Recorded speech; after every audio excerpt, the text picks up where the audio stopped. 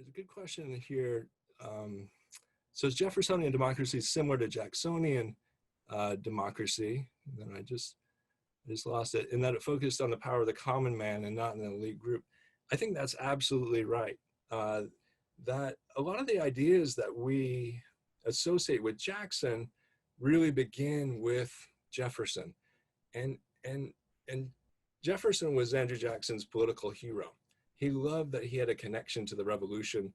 Jackson had a scar on his forehead that actually happened from a British soldier that he tussled with when he was an adolescent.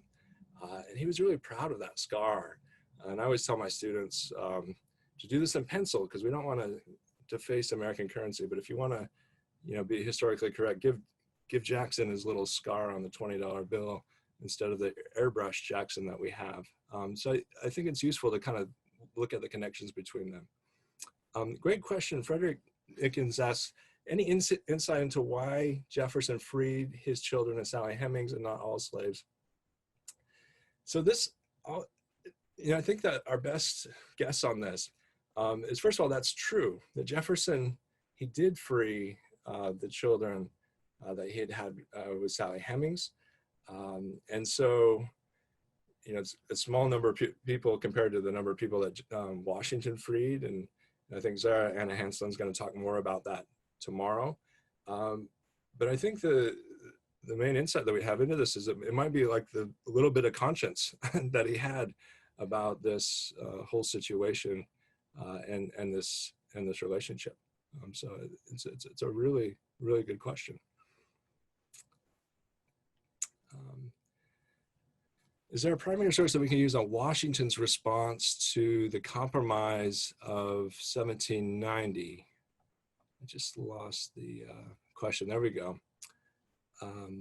So a very, very good question, because Washington is the kind of hidden figure in the Compromise of 1790. We know that he wants the seat of government on the Potomac. He wanted everything to be on the Potomac if possible. But we don't have the smoking gun document for that particular negotiation. There was earlier attempts to move the capital that he had been a part of. And the one thing that I really like is a family portrait of him that's done, him looking at the plan for the new city done by Pierre Lafont, with the Potomac in the background, I think by an artist named Edward Savage in the 1790s. I will try to post that on Google Classroom, because I think that's a fun image to kind of look at and kind of show that he in many ways was the beneficiary of the Compromise of 1790. So Michael Kraft has a question here. He says, so this compromise was Jefferson's greatest mistake. Let's see, I just lost the one bad thing about democracy is messy, right? As people vote, I lose some of the questions. Yet was so profoundly important to our nation's economic might, Jefferson had to realize as time passed. Do you think this expression of regret was more a question of personal pride? Excellent question. And so I think you're right that this was the very political Jefferson saying that he'd been duped and regretting this.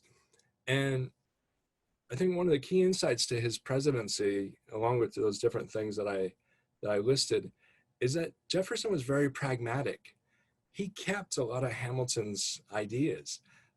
His first Treasury Secretary, Albert Gallatin, who was really unsung figure, I think, in the founding era, a very effective Treasury Secretary, Jefferson tells Gallatin to basically go look under the hood of the nation's finances, look for all the corruption that Hamilton was up to with the National Bank and everything else. Gallatin comes back to Jefferson, and I'm paraphrasing, but it's close to the quote. Gallatin tells him, it's perfect in every way. In other words, whatever you do, don't mess with the economic system or structure. And Jefferson doesn't. He actually keeps the National Bank. Now, Madison, Jefferson's successor, allows the bank to lapse in 1811. right on the eve of war when we probably really needed the bank. And of course, Jackson famously slays the monster, the second national bank. But in some ways, you might say that Jefferson was a little more pragmatic than either of those in that regard.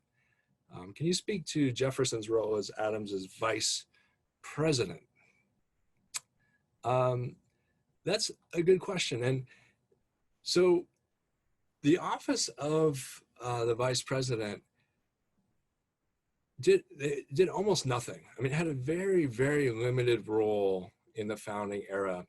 And in this sense, I'm going to get to the very top question. I think that has the most votes, at least on my list here. Pete O'Connor's question about the Mazzei letter, in which Jefferson says, against us are the executive, the judiciary, 2 out of 3 branches of the legislature.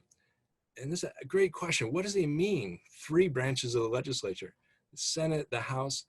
So what I think he means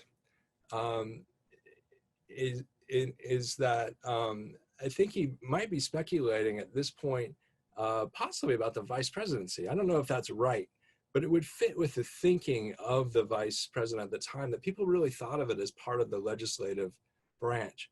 Now, while that probably isn't completely correct, as Adams was the vice president when Jefferson would have written that.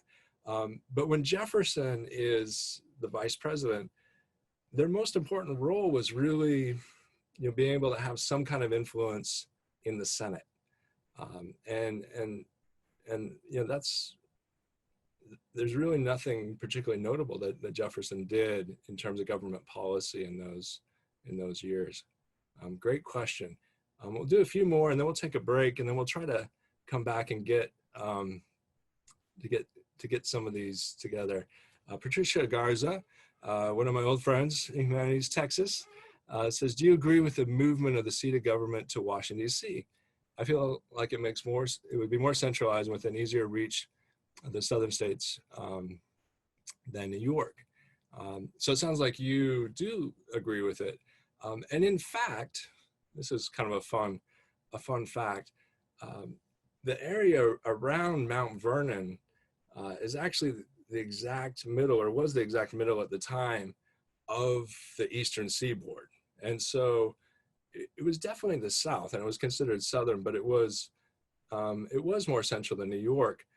And there's another really important reason why they decided to do this, which is maybe what we'll end on for now. And it's kind of a fun story to think about. The American founders didn't want to repeat what they saw as the mistake of the Europeans in combining the financial and political capital in one place. And so this was true of Paris, of London, and other European capitals. And what they thought had happened is that by doing that, money had corrupted politics. And in some ways, politics had corrupted business. And so, one reason they really liked the idea of starting from scratch in this new place on the Potomac is that might be avoided. Just a couple blocks from me, outside of here is K Street, where all the lobbyists in Washington, D.C. have offices. And so, I think it's fair to say that money found the government. But at least I think for a time, that might have had some value. Washington was a real backwater until after the Civil War. Reconstruction really helps to catapult it. So thank you for all these questions.